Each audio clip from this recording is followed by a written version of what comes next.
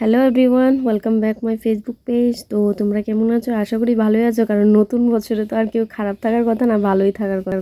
তো আমি এখানে একটু মশলা রেডি করছি, তারপর একটু পেঁয়াজ ভাজা নিতেছি। তো আমি একটা জিনিস বানাবো, তো ভাবলাম যে এটাই তোমাদের সাথে শেয়ার করি। আমি এখানে 4 পিস চিকেন নিয়ে নিছি। তো চিকেনটা দিয়ে কি করি তোমরা দেখো, পরে বুঝবা।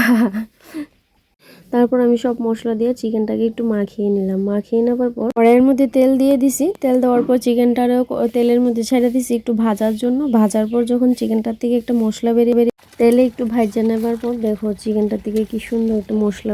তো চিকেনটা অলমোস্ট হয়ে গেছে হওয়ার পর আমি এখানে বিরিয়ানি মশলা আর গরম মশলা দিয়ে দিছি। তো তো কথা হয়েছে কি, কালকে রাত্রে হঠাৎ কইরা আমার বিরিয়ানি খাইতে ইচ্ছে হইতেছে। তো আমি ভাবছিলাম যে অনলাইন থেকে অর্ডার করতাম। তো আমার মা কইতেছিল যে আমি বাইরের থেকে অর্ডার করলে খাইতাম না, কারণ তারা ওইটার মধ্যে চিকেন দিব। তো আমি আমার মার লেগে আগে চিকেন ছাড়া একটু করে লাইছিলাম, আর আমরাটা এখন মিক্সড করতেছি। তো দেখো বিরিয়ানিটা কেমন হয়েছে। তোমরা তো কইতে পারত না, কারণ তোমরা খাইছো না। আমি খাইয়া তোমরা কইতাছি যে বিরিয়ানিটা কেমন হয়েছে।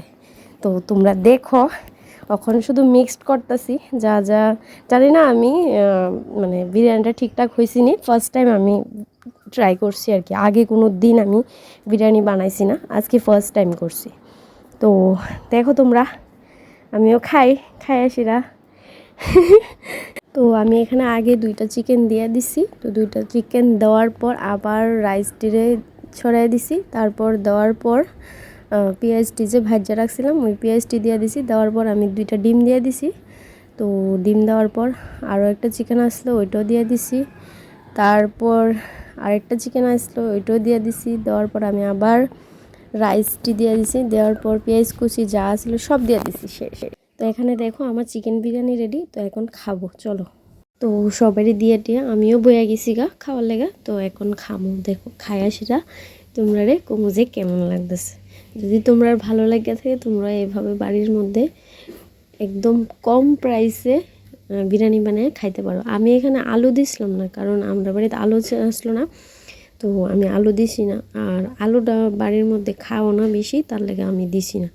তো এবার খায় সেটা কইতাছি যে কেমন লাগতেছে। দেখো তোমরা আমার পেজের দিকে লক্ষ্য করে না, কারণ কারেন্ট আসলো না, তার লেগে আমি লাইট দিয়ে ভিডিওটা বানাতে যাচ্ছি, তার লেগে ক্লিয়ারও আইছে না। দেখো এত স্বাদ হয়েছে, আমি লিয়া ফুচা একদম খাইয়া লাইছি।